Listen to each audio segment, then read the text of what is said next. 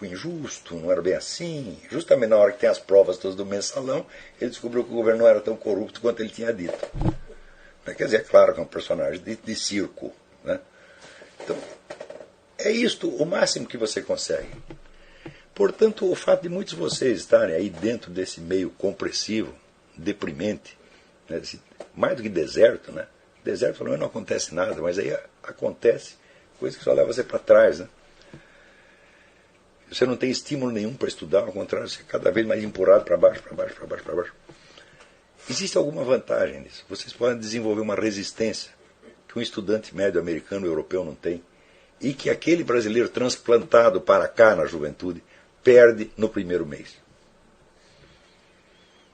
Nesse sentido, eu acho que vocês devem estudar as vidas daqueles brasileiros que produziram alguns dos produtos mais dignos da nossa alta cultura e que foram a vida toda vítimas desse ambiente compressivo. Um deles é Lima Barreto. Quando você vê a vida de Lima Barreto, eu digo, mas aquilo é só desprezo, isolamento, né? Discriminação, boicote, falta de chance, e no entanto o sujeito escrevia os livros que era bem melhor do que tudo que os seus coetâneos estavam fazendo. Eu digo para estudar essas coisas porque de certo modo essa é a sua vida. É isso que vai acontecer para você. E lutar contra isso e tentar preservar, a sua concentração e objetivos elevados no meio disto vai lhe fazer muito bem, vai lhe fazer muito melhor do que você ter uma bolsa de estudo para Oxford.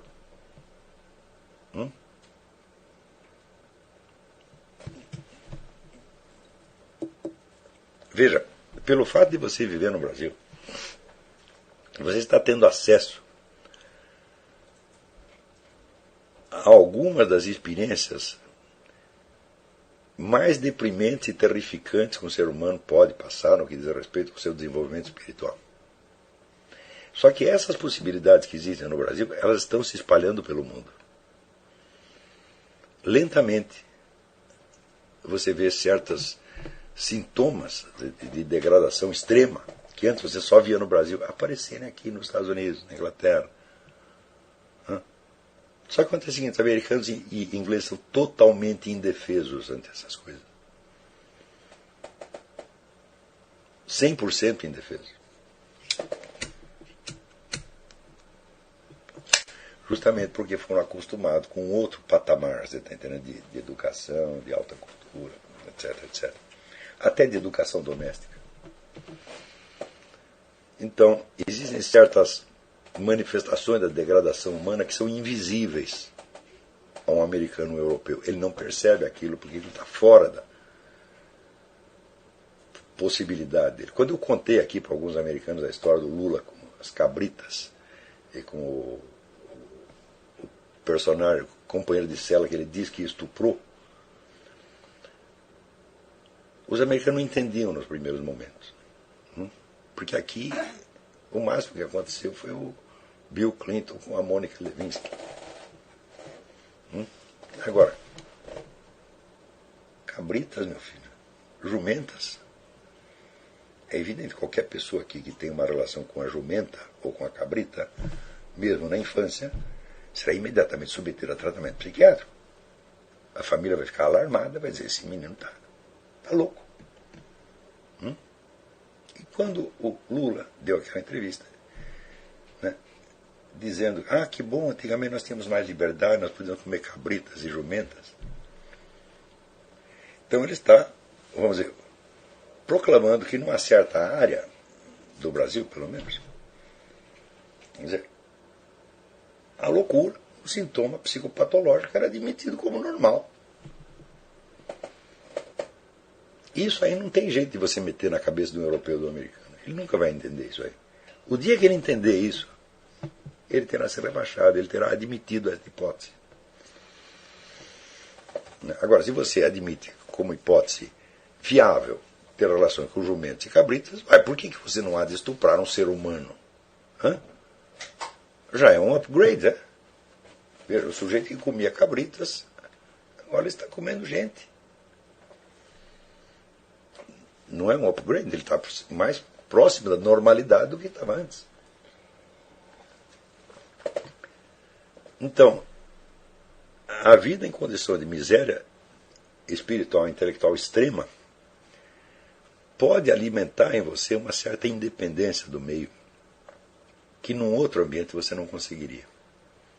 Aqui o meio é bondoso, trata bem, te dá chance, ninguém está te boicotando, deixam você ir para frente, às vezes até torcem por você, mesmo que não gostem do que você está dizendo, eles vão te empurrar para frente. Só vão te boicotar em casos extremos, evidentemente, né? Isso também existe, mas não é a norma, não é a regra. Então você se adapta facilmente ao ambiente. E se você se adapta ao ambiente, você se torna tão indefeso quanto os outros participantes do mesmo ambiente. Isso quer dizer que se você pegar um sujeito formado aqui nos Estados Unidos, ou em Oxford, ou na Sorbonne, mandar para o Brasil, ele vai se degradar a um ponto que você não consegue imaginar. Você vê o caso do Pierre Verger, um antropólogo formado na França. Chegou no Brasil, se encantou com o negócio do candomblé e depois escreveu aquele livro, né, O Uso das Plantas na Cultura Yoruba, onde ele lá, né, descreve rituais para você matar o seu adversário, para você fazer cair o pênis do seu inimigo e outras coisas similares. Isso aí que aconteceu com esse menino que apareceu cheio de agulha no corpo é um desses ritos. E ele descreve aquilo sem perceber, né, que ele se degradou muito abaixo do que poderia imaginar no começo. Quer dizer, como é que você vai achar, vamos dizer, que uma religião que normalmente pratica ritos para isto, né, vamos dizer, é uma religião como qualquer outra, né, é uma coisa válida, nós temos que aceitar isso na diversidade cultural e devemos até praticar isto. Porque se você admite que aquele ritual tem uma eficácia, e você o pratica, então você é obviamente um assassino. Se o rito tem uma eficácia material, ele mata efetivamente a pessoa. Se você pode provar que tem essa eficácia, então, e você pratica, então você é um assassino. E se não tem eficácia nenhuma, então você está enganando todo mundo. Você é um charlatão. Quer dizer, não há terceira alternativa. E o sujeito escreve isto. E ele se integra na cultura brasileira e vai para o buraco. Ela desce até o último nível de degradação concebível. Você vê quando o Bruno Tolentino chegou no Brasil. Eu tinha as maiores esperanças em torno do Bruno. Mas ele não resistiu à confusão, ao caos do meio. Ele afundou mesmo. E foi destruído pelo AIDS. Não é brincadeira isso aí. Quer dizer, quanto tempo leva para você formar um Bruno Tolentino? 30, 40 anos. O Bruno teve a melhor formação possível e as melhores companhias possíveis. Eu considero, vamos dizer, que o círculo de amizade com pessoas capacitadas é até mais importante do que a formação acadêmica. O que o Bruno aprendeu, né, ele aprendeu na convivência com os grandes poetas, grandes críticos da época. Muito mais do que em qualquer curso universitário, é óbvio. Né? Só a amizade dele com Winston Alden, que tinha 30 anos de amizade, era o maior poeta vivo da Inglaterra, você diariamente conversando com o cara, mas alguma coisa tem que aprender. Então, se você pensasse um investimento humano para você criar um Bruno Tolentino é enorme. Mas ele podia sobreviver bem e produzir bem no meio europeu. Se você pensar bem no Brasil, o que ele produziu? Nada. Praticamente tudo que ele publicou estava pronto na Europa. Ele só deu uma ajeitadinha final, deu uma edição e publicou. Tudo que ele escreveu no Brasil falou, é nada perto do que já estava escrito. Então o Bruno voltou ao Brasil para morrer. E note bem, o Bruno era um gênio assombroso. Agora, você tem que pensar, o que eu quero fazer? Eu tenho uma missão com esse país, porque eu estou vendo que isso aqui está degradando abaixo do que a gente esperava. E nós temos que criar uma coisa melhor para a geração seguinte, esta é a nossa missão. Ou ao contrário, eu estou apenas me sentindo desconfortável aqui e quero uma coisa melhor para mim. Se este é realmente o seu problema, então você está realmente fora da vida intelectual. Porque você está julgando a sua vida, a vida que você quer realizar, é apenas uma vida de conforto, não de realização. Claro, o conforto é preferível ao desconforto, isso eu não discuto. Porém, existe o critério de hierarquia, o critério de importância. A partir do momento que você entendeu que existe uma vocação, junto com ela uma certa missão a cumprir, esta missão tem que ser o critério de julgamento de tudo. Aquilo que favorece a missão é bom e o que desfavorece é ruim. Ora, a extrema miséria pode desfavorecer. Mas o conforto e o bem-estar também pode desfavorecer. Portanto, tudo isso é muito relativo. Tá certo? Então, eu olhando a minha própria vida, eu não posso dizer que os momentos de maior conforto e segurança foram os de grande criatividade. Eu acho que não. Não foram. Alguns momentos de mais criatividade foram os mais miseráveis. Então, é claro que vocês estão num ambiente que nós podemos considerar humanamente compressivo, depressivo, né? Qual teria que ser a atitude a desenvolver dentro disso? Eu vou ler um texto aqui para vocês. Tem o livro do Steinhardt. Né?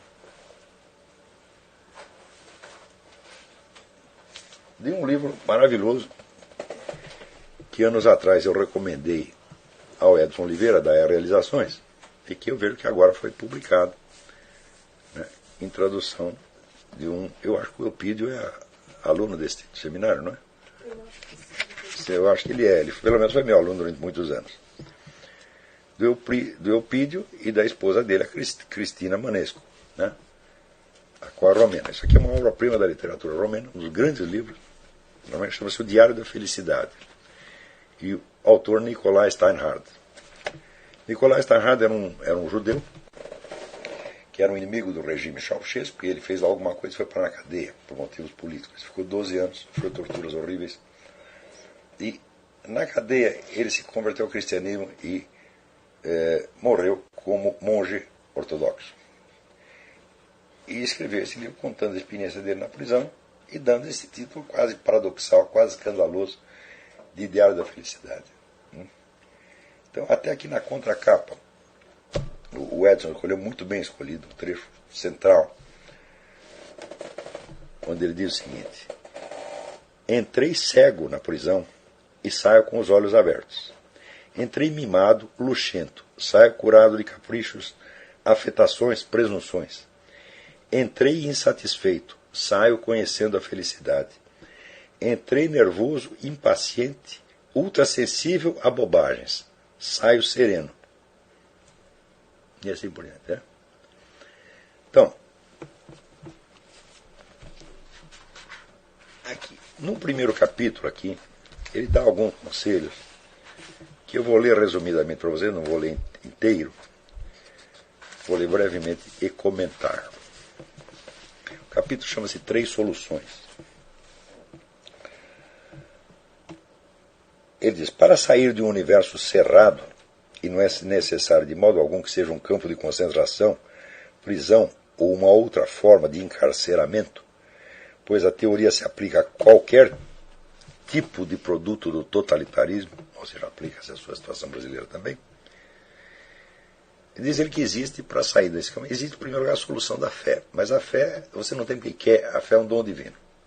Então, não é disso que ele está falando. Ele está falando de soluções humanas, quer dizer, coisas que você, por sua própria iniciativa, pode buscar. Quer dizer, você está dentro de uma situação compressiva, ou por estar no campo de concentração, ou por estar na cadeia, ou por estar, vamos dizer, num ambiente espiritualmente deprimente, como o Brasil.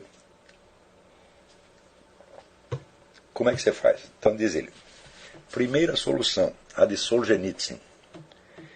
Em O Primeiro Círculo, Alexander Isaevich a menciona rapidamente, voltando a ela no primeiro volume do Arquipélago Gulag. Essa solução consta, para quem passa pelo limiar da Securitate é polícia secreta, KGB romena, ou qualquer outro órgão análogo de inquérito, em dizer a si mesmo com decisão: neste exato instante morro mesmo.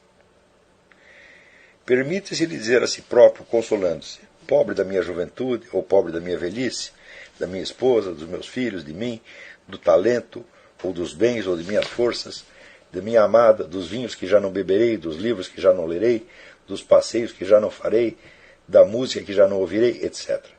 Mas algo é seguro e irreparável. Doravante sou um homem morto. Se pensar assim, sem hesitação, o indivíduo está salvo. Já não se pode fazer nada contra ele.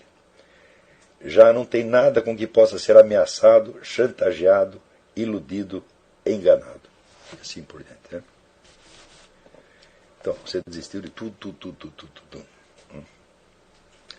Segunda solução, a de Alexander Zinoviev. É encontrada por um dos personagens do livro As Alturas Ocas. Esse é um livro absolutamente fantástico. O personagem é um jovem apresentado com o apelido alegórico de O Rebelde. A solução reside na total inadaptação ao sistema. O rebelde não tem domicílio certo, não tem documentos, não está no mercado de trabalho. É um vagabundo, um parasita, um pobretão e vadio. Vive de hoje para amanhã, do que se lhe dá, do que aparece, de bagatelas. É maltrapilho. Trabalha ao acaso, às vezes, quando e se aparece uma oportunidade. Passa a maior parte do tempo em prisões ou campos de trabalho forçado, dorme em qualquer lugar, vagabundeia. Não entra no sistema por nada deste mundo, nem mesmo no serviço mais insignificante, mais inútil, mais desengajado. Não se mete nem mesmo a pastor de porcos. E assim vai. Quer dizer, você aceita estar no lixo social. Você aceita todo o desprezo público, você não liga para isso.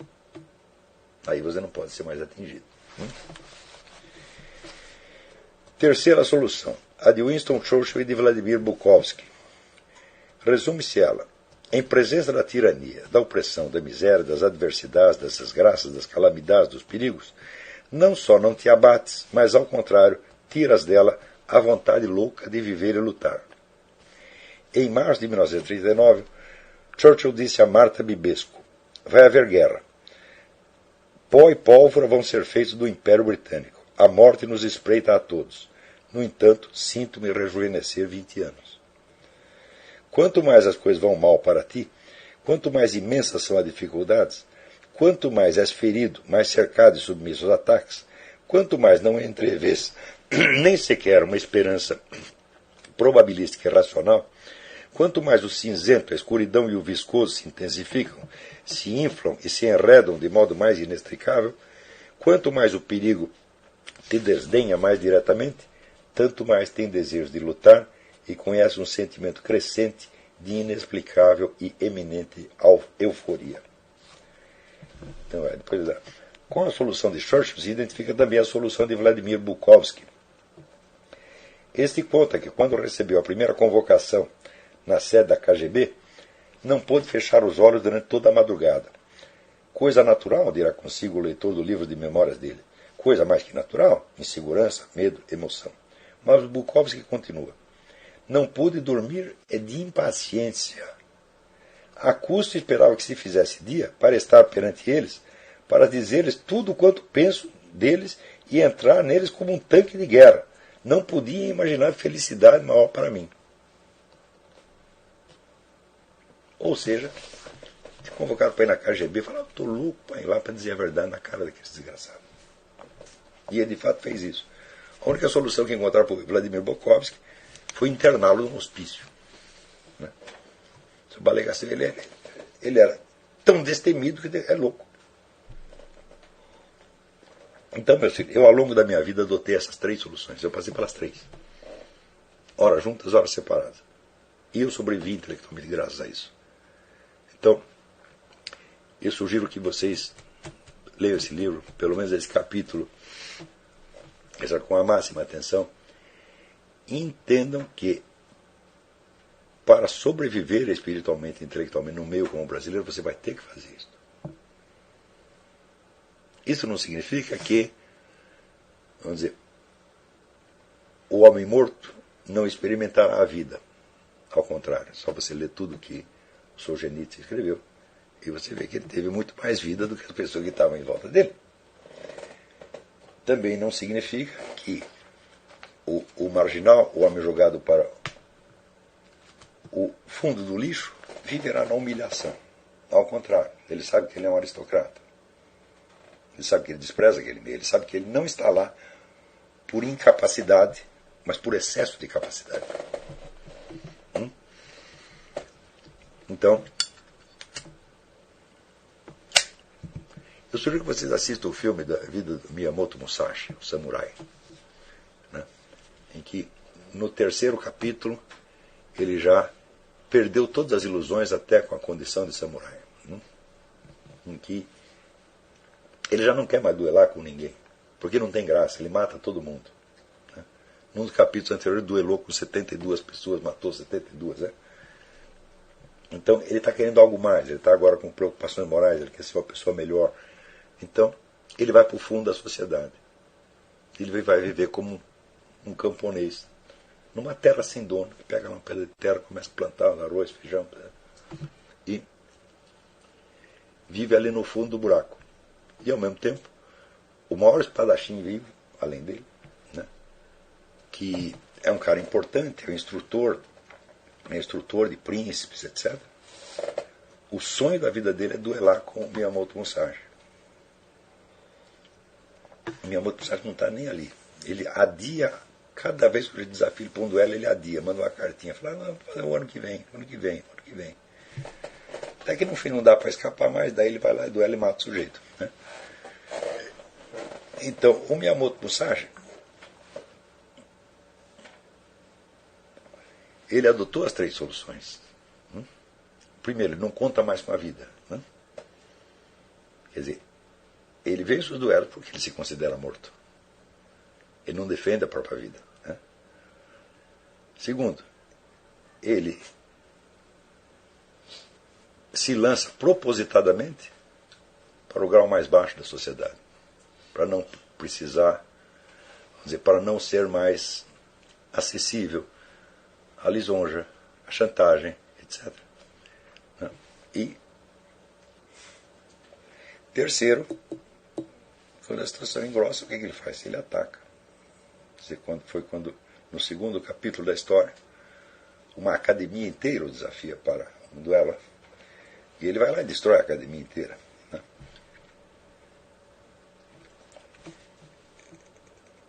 Então, isso aí deve inspirar você. São essas coisas que devem inspirar.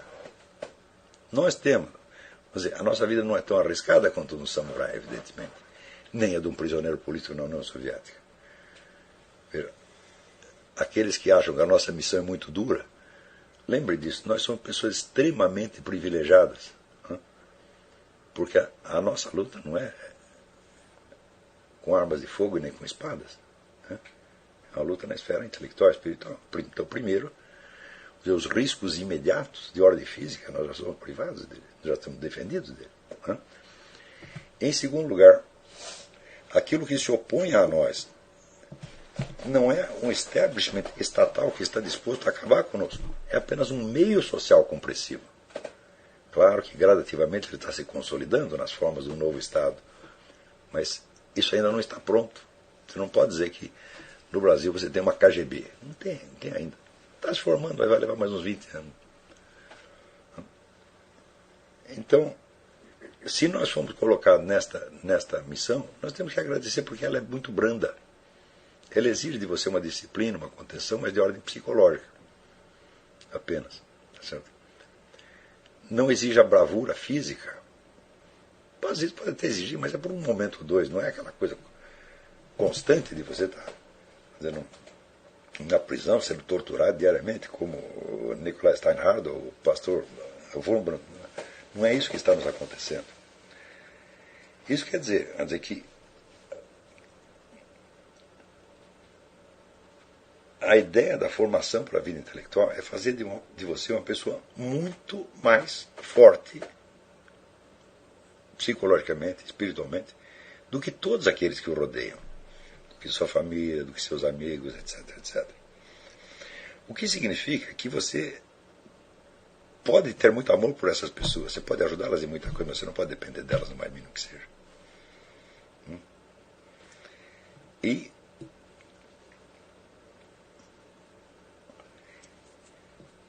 se aparecerem pessoas até querendo te ajudar nos seus estudos, bom, você pode aceitar a ajuda.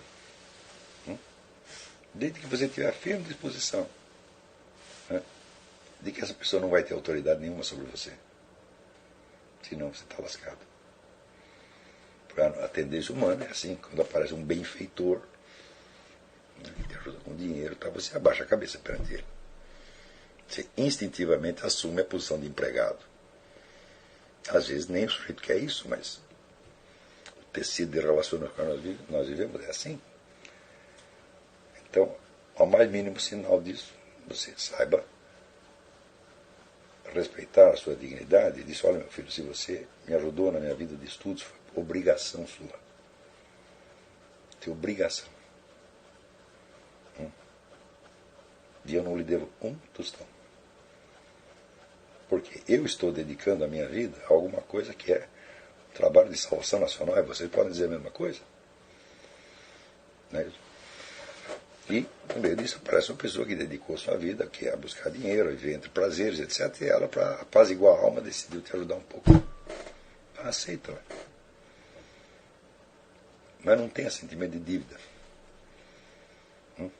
Por quê? Você tem que ter sentimento de dívida. Por exemplo, eu tenho às vezes sentimento de dívida com pessoas que deram muito em relação àquilo que tinham.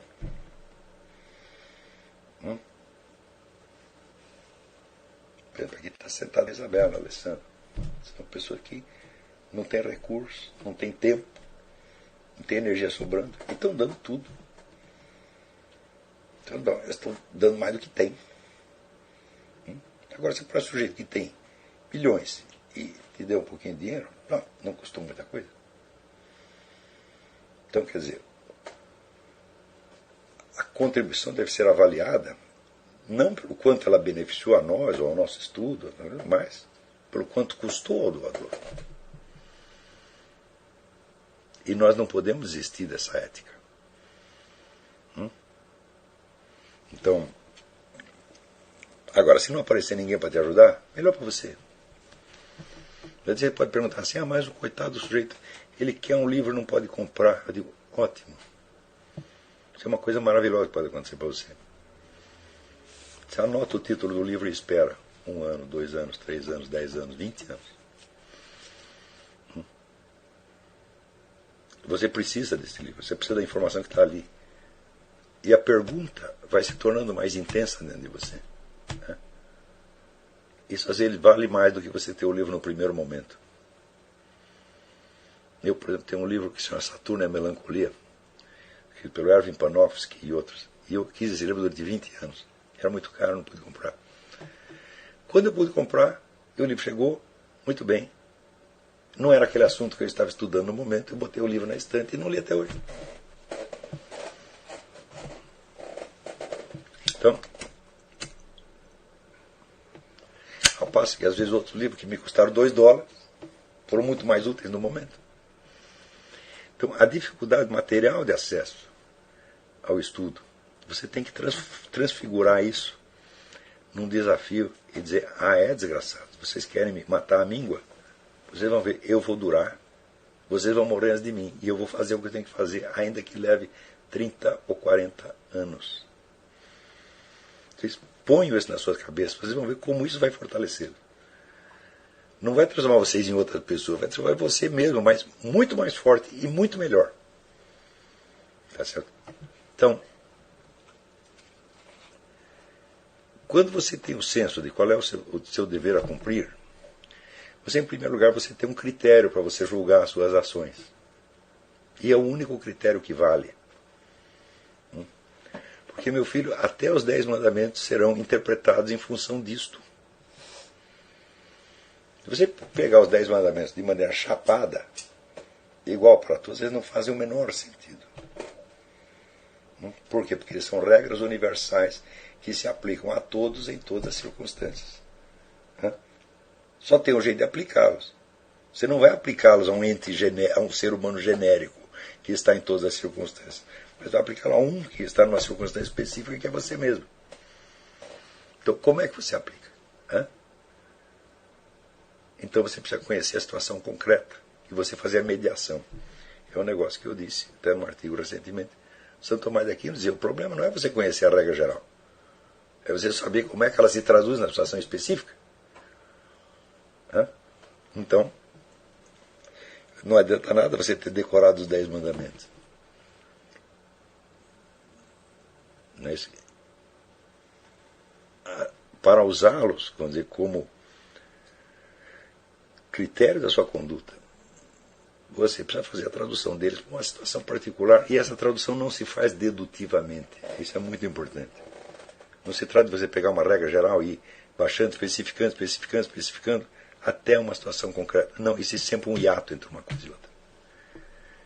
Entre o universal e o individual sempre tem um hiato, que só pode ser preenchido por uma função intuitiva.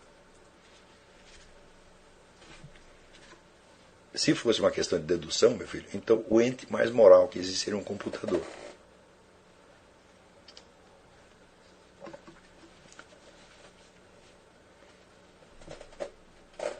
Então, isso quer dizer que a sua conduta, em cada momento, a escolha do seu critério de conduta, é um problema enormemente complexo, que exige, vamos dizer, a totalidade da sua presença de espírito.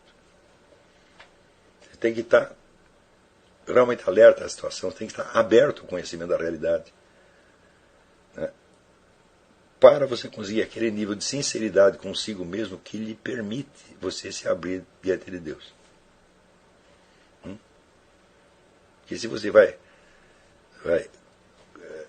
vou confessá-la, então faça a listinha dos pecados e digo lá para o padre, digo, meu filho, isto aí só vale quando essa listinha é a condensação de uma confissão muito maior e mais complexa que você já fez por dentro e que não daria tempo de fazer para o padre. Quer dizer, quando é todo o seu autoconhecimento que está sendo colocado lá, e você não podendo explicar toda a sua miséria interior para o padre, você a condensa simbolicamente, por assim dizer, em 2 ou 3 tipos de pecados seletivos. Está entendendo? Agora, se você foi ali com o espírito administrativo, né, olha, eu cometi essa infração, mais essa. Então isso aí não vale absolutamente nada, isso é ridículo. Então, sobretudo, o padre não sabe os seus pecados, mas Deus sabe. Né? Então você sabe, você tem que saber que aquilo que você está revelando, você não está revelando, você não está contando novidade nenhuma. Né? Nesse sentido, vamos dizer, a sua confissão é sempre mentirosa. Você nunca está dizendo uma coisa inteira. Então, não importa o que você diz, importa aquilo que você sabe que Deus está sabendo. Está entendendo? Então, quando você tem o senso de uma missão a cumprir, você tem um princípio de seleção hierárquica para o julgamento que você vai fazer de cada ato, de cada pensamento, de cada sentimento, de cada intenção. E você tem que estruturar toda a sua vida em função disso. Então, isto é o que os escolares chamavam o dever de Estado. Quer dizer, existe um dever religioso geral, que é igual para todos. Mas, por ser geral, ele só existe de maneira genérica. Na prática, você ocupa um lugar determinado na sociedade e as suas obrigações perante Deus e perante os seres humanos estão condicionadas por esse lugar. Não é isso?